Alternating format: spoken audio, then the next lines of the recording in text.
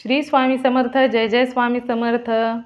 अनंत कोटी ब्रह्मांड नायक राजाधिराज योगीराज अक्कलकोट निवासी सद्गुरु श्री स्वामी समर्थ महाराज की जय। कसे आहात सर्व स्वामी भक्तांनो? तुम्ही सदैव आनंदी राहा हीच स्वामींच्या चरणी प्रार्थना। तुमच्या सर्व चांगल्या इच्छा स्वामी महाराज पूर्ण करोत आणि आजचा दिवस तुमचा आनंदात जावो हीच स्वामींच्या चरणी प्रार्थना।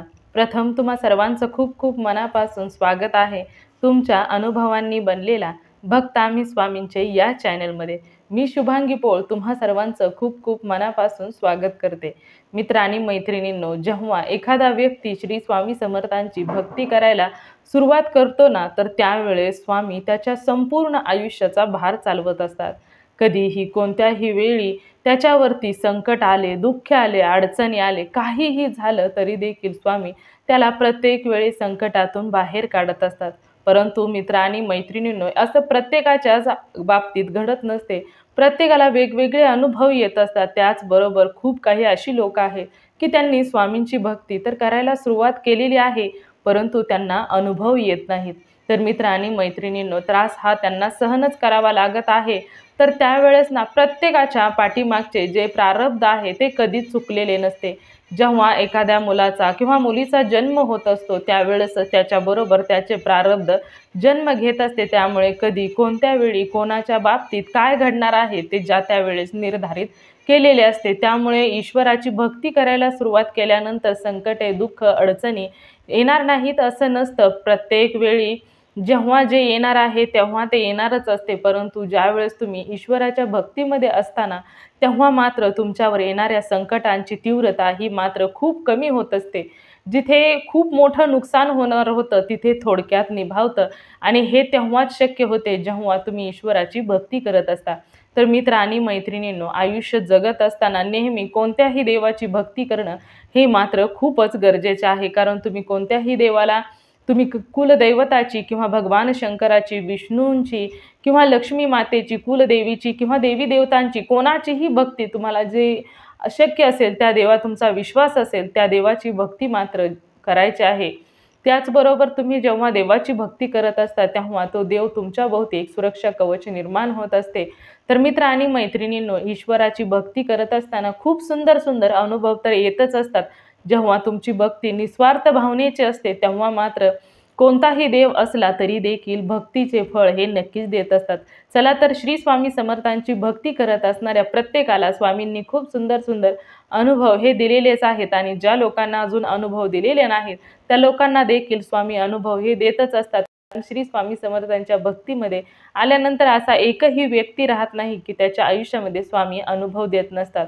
तर मित्र आणि मैत्रिणींनो, आज मी एका ताईंचा अनुभव तुमच्या सर्वांबरोबर शेअर करणार आहे। त्या ताईंचं नाव सांगण्यास त्यांनी मनाई केलेली आहे। तर त्या ज्या आहेत ताई, त्या एका फौजीच्या पत्नी आहेत। तर मित्र आणि मैत्रिणींनो, खरोखरच आपल्या म्हणजे आपण जे सुरक्षित आहोत ते त्यांच्यासाठी, त्यामुळे सर्वात प्रथम त्यांना मनापासून आभार। तर जेव्हा आयुष्यामध्ये एखादी गोष्ट घडत असते तर ते कधी कधी असं वाटत असतं की आपल्यामुळे घडते, परंतु नाही, ते जेव्हा घडायचं असते ते घडणारच असते। तर या ताईंच्या आयुष्यामध्ये जे काही म्हणजे त्या कशा स्वामींच्या सेवेमध्ये आल्या, त्याचबरोबर त्यांच्या आयुष्यामध्ये स्वामींनी कोणकोणते चमत्कार केलेले आहेत आणि ईश्वराच्या भक्तीमध्ये असल्यानंतर कोणकोणते अनुभव येतात आणि त्याचबरोबर कोणकोणती संकटे आल्यानंतर स्वामी कसे त्यातून बाहेर काढतात, हेच आपण आजच्या या अनुभवातून शिकणार आहोत। चला तर मग त्या ताईंच्या आयुष्यामध्ये स्वामींनी कोणता चमत्कार केला, चला तर जाणून घेऊया त्या ताईंच्या शब्दामध्ये। ताई सांगायला सुरुवात करतात, सर्वात प्रथम तुम्हा सर्वांना श्री स्वामी समर्थ। जय जय स्वामी। माझ्या आयुष्यामध्ये खरोखरच जर सांगायचं म्हटलं तर मी पूर्ण स्वामींची भक्ती वगैरे करत नव्हती। झालं की माझं लग्न, माझे जे होते त्यांचा जॉब म्हणजेच फौजी होते, त्यामुळे त्यांना खूप काही दिवस बाहेरच राहावं लागायचं आणि अशामध्येच बाहेर खूप आणि माझी होती स्वामी म्हणजे वेळ होता आणि ती स्वामींचं सतत भक्ती वगैरे करत असायची, नामस्मरण करत असायची। मग माझं जेव्हा काम वगैरे झालं की मी त्यांच्या घरी जायची, तर गेल्यानंतर त्यांची त्या नामस्मरण श्री स्वामी समर्थ, श्री स्वामी समर्थ असायच्या. तर त्यानंतर मग मी त्यांच्या म्हणजे खूप वेळा त्यांचं माझं बोलणं व्हायचं आणि त्यानंतर त्यांची भक्ती माझ्याही मनामध्ये वाटू लागलं, की आपण देखील स्वामींची भक्ती करावी. आणि त्या देखील मला सतत सांगायच्या, की "तू देखील भक्ती कर. स्वामींची भक्ती केलेली कधीसुद्धा वाया जात नसते आणि त्याचबरोबर स्वामी प्रत्येक संकटामध्ये धावून येतात." त्यामुळे मग माझ्या देखील मनामध्ये आलं, की आपण देखील स्वामींची भक्तीला सुरुवात करावी. आणि मग त्यानंतर ती म्हणजे जावेने सांगितलं, की नामस्मरण हे करायचं. तर त्यानंतर मग मी नामस्मरण करायला सुरुवात केली. मग श्री स्वामी समर्थ, श्री स्वामी समर्थ जप माझ्या तोंडामध्ये होऊ लागला. तर मी स्वामींना खूप म्हणजे 2-4 महिने गेल्यानंतर मी स्वामींना प्रार्थना केली. मिस्टर हे राजस्थानला म्हणजे त्यांचा जॉब होता. तर म्हटलं, की "स्वामी, मला मिस्टरांनी सांगितलं होतं, की तिथे मिळाली, पण तुला मी इथून घेऊन जातो आणि मुलगा एक आहे, तर त्याला शाळा तिथेच होता शाळेला." तर मग त्यावेळेस रूमसाठीच त्यांचं चाललेलं होतं. तर मग मी स्वामींना प्रार्थना केली, की "स्वामी, तुम्ही जर म्हणजे आम्हाला जर रूम मिळाली तिथे माझ्या मिस्टरांना, तर मी तुमचं तिथं गेल्यानंतर पारायण करेन स्वामी चरित्र सारामृतचं." तर असं मी स्वामींना नकळत मने म्हणून गेले.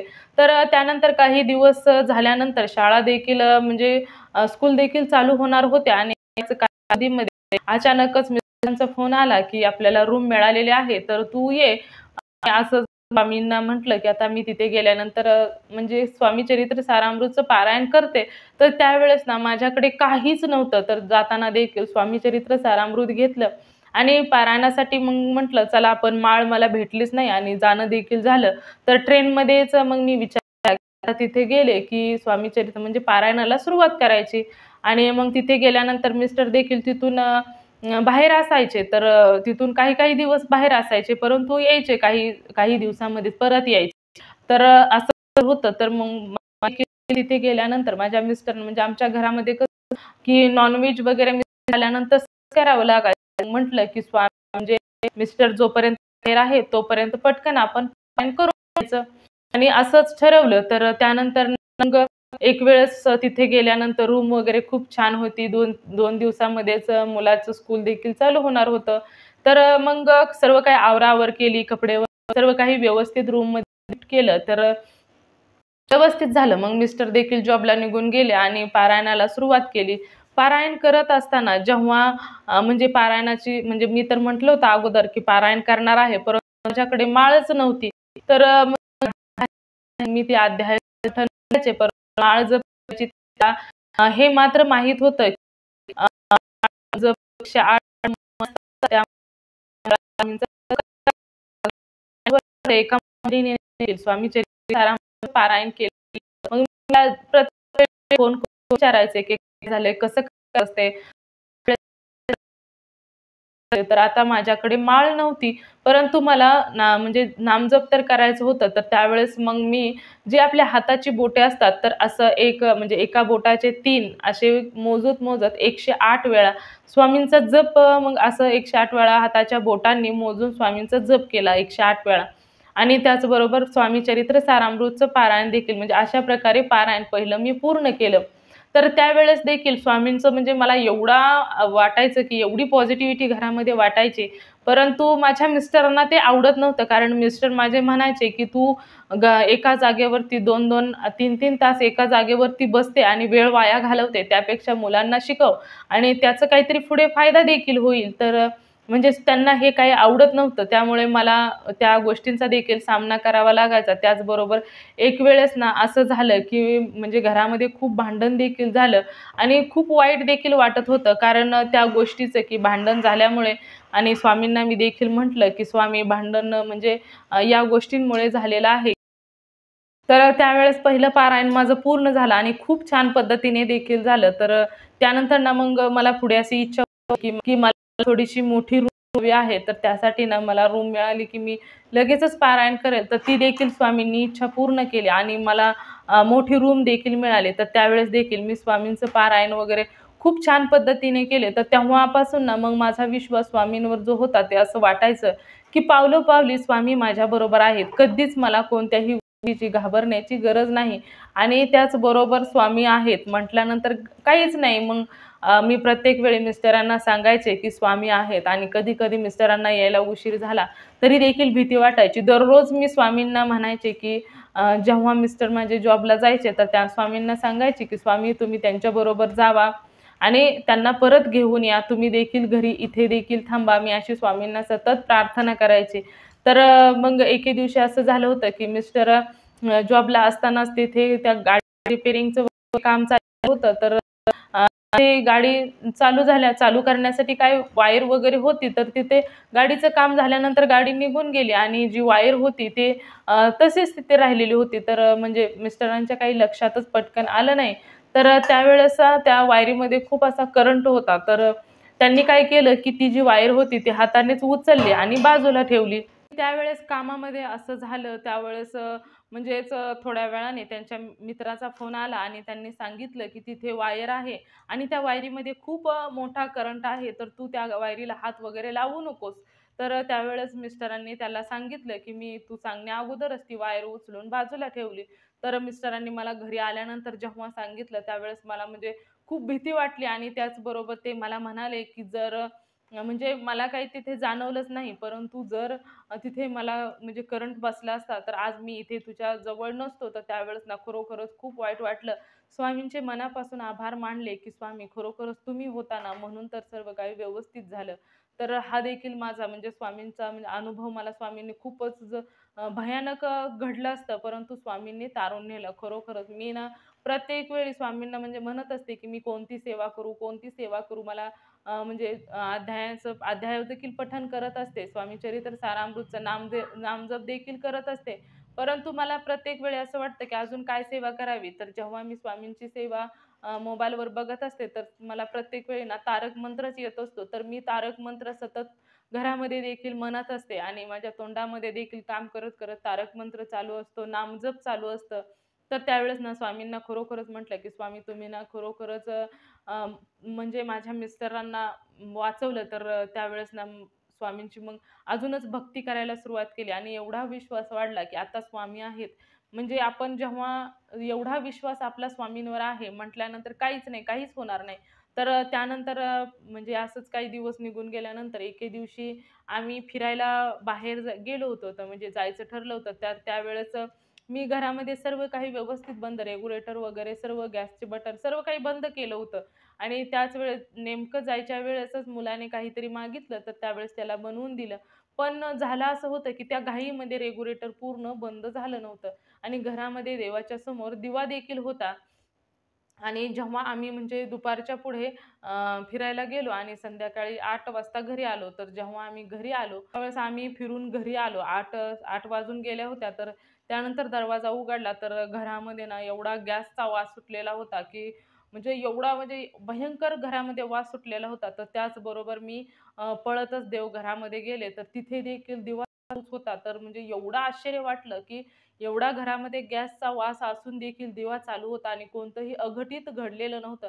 तर त्यावेळेस घरातील म्हणजे म्हणजे माझे सासू-सासरे देखील आलेले होते. तर मला खूप ओरडले.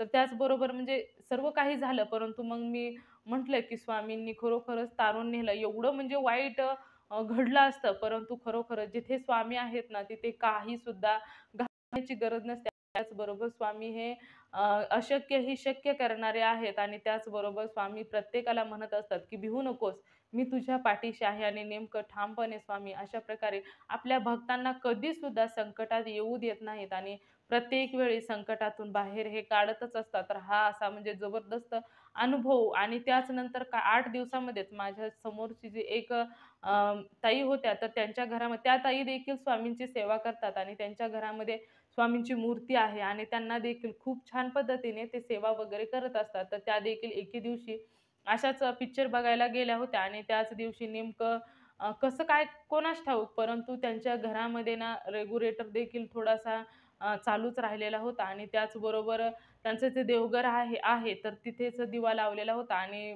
बाजूलाच म्हणजे कसं वारं आलं कोणास ठाऊक, परंतु त्या नेमक्या येण्याला गाठ आणि त्यांचा पडदा असा म्हणजे थोडा-थोडा जळत-जळत वरती गेलेला होता, पेटलेला होता पडदा. आणि नेमकं त्या क्षणामध्ये म्हणजे पडदा पूर्ण असा जळत चाललेला होता आणि नेमकं त्या क्षणामध्ये त्या घरी आल्या आणि घरी आल्यानंतर त्यांनी पटकन तो विझवला. तर त्यावेळेस त्यांनी त्या देखील म्हटल्या, की खरोखरच स्वामी घरात असले ना, की काही सुद्धा घाबरण्याची गरज नसते आणि स्वामी हे प्रत्येक वेळी आपल्या भक्तांचं रक्षण हे करतच असतात आणि खरोखरच असा अनुभव खूप सुंदर आहे. आणि त्याचबरोबर जेव्हा एखादा भक्त ईश्वराच्या भक्तीमध्ये येत असतो ना, तर तेव्हा कधीही कोणत्याही संकटातून स्वामी आपल्या भक्तांना नेहमीच बाहेर काढत असतात.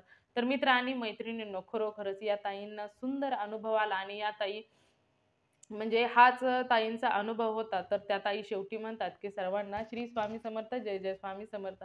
तर मित्र आणि मैत्रिणींनो, कधीही पहा जेव्हा म्हणजे कोणीही असो, त्या फौजीच्या ताई मिसेस आहेत म्हणून नाही, तरी पण कोणताही नॉर्मल व्यक्ती असो किंवा काहीही जॉब न करणारा व्यक्ती असो, परंतु कधी कोणावर कोणतं संकट येईल हे कोणीही सांगू शकत नाही. कितीही श्रीमंत असो किंवा गरीब असो. परंतु प्रत्येकाचे प्रारब्ध ही ज्याच्या त्याच्या बरोबरच असते आणि प्रत्येकाला ज्याचे त्याचे जे काही भोग आहेत ते भोगावेच लागतात आणि भोगूनच संपवावे लागतात. तर त्यामुळे जेव्हा आपण ईश्वराची भक्ती करत असतो ना, तर त्यावेळेस कधीही कोणतंही संकट आले तर त्या संकटाची तीव्रता मात्र खूपच कमी होत असते आणि त्यातून अलगद स्वामी आपल्याला बाहेर काढत असतात. हा अनुभव तेव्हाच येतो जेव्हा आपला विश्वास हा स्वामींवर असतो आणि स्वामी आपल्याला प्रत्येक संकटातून जेव्हा बाहेर काढतात ना, तेव्हाच आपल्याला असं वाटतं, की आपली ही भक्ती जी आहे ती कधीच म्हणजे वाया जात नाही आणि ईश्वराची भक्ती करत असताना विश्वास हा खरोखरच खूप महत्त्वाचा असतो. म्हणजेच जसा आपला स्वामींवर विश्वास आहे, त्या पद्धतीने जर आपल्या प्रत्येक गोष्टीमध्ये जर असा विश्वास असेल ना, तर स्वामी आपल्या प्रत्येक भक्तांच्या विश्वासाला हे खरे उतरतातच. त्यासाठीच म्हणजे खूप वर्षाच्या अगोदर सेवा करावी लागते असं नाही. एका महिन्यामध्ये देखील स्वामी अनुभव देऊन जात असतात. परंतु तेवढा विश्वास आणि निस्वार्थ भावनेची भक्ती जर असेल ना, तर कधीच घाबरण्याची गरज नसते. तर खरोखरच मित्र आणि मैत्रिणींनो, या ताईंचा अनुभव खूप सुंदर होता. तुम्हाला या ताईंचा अनुभव कसा वाटला? नक्कीच मला कमेंट करून सांगा. त्याचबरोबर तुम्हाला जर एखादा अनुभव आलेला असेल, तर तुम्हाला मी येथे नंबर देते. या नंबरवरती तुम्ही तुमचा अनुभव शेअर करायचा आहे. जेव्हा तुम्ही एक अनुभव शेअर करता, तेव्हा स्वामी तुम्हाला अजून सुंदर अनुभव हे नक्कीच देतात. त्याचबरोबर एक अनुभव ऐकून तुमचा अनुभव ऐकून जर एखादा व्यक्ती स्वामींच्या सेवेमध्ये आला, तर याचे पुण्य तुम्हालाच मिळणार आहे. त्यामुळे तुम्हाला आलेला अनुभव तुम्ही नक्कीच शेअर करायचा आहे. तर मित्र आणि मैत्रिणींनो, आपला जो चॅनल आहे भक्त आम्ही स्वामींचे, या चॅनलचं एकच ध्येय आहे, ते म्हणजेच भक्ताने भक्त, स्वामी भक्त वाढवायचे आहेत आणि प्रत्येकाचे जीवन हे स्वामीमय करून टाकायचे आहे. त्यामुळे तुम्हाला आलेला अनुभव तुम्ही नक्कीच शेअर करायचा आहे. तर मित्र आणि मैत्रिणींनो, तुम्ही सर्वांनी मिळून माझा व्हिडिओ शेवटपर्यंत ऐकला, त्याबद्दल मी मनापासून तुम्हा सर्वांची खूप खूप आभारी आहे. तर पुन्हा भेटूया श्री स्वामी समर्थांच्या अशाच एखाद्या सत्य अनुभवाबरोबर. तोपर्यंत तुम्ही सर्वजण नेहमी सुखी राहा, समाधानी राहा, आनंदी राहा. हीच स्वामींच्या चरणी प्रार्थना करते आणि इथेच थांबवते. तुम्हा सर्वांना श्री स्वामी समर्थ. जय जय स्वामी समर्थ. धन्यवाद.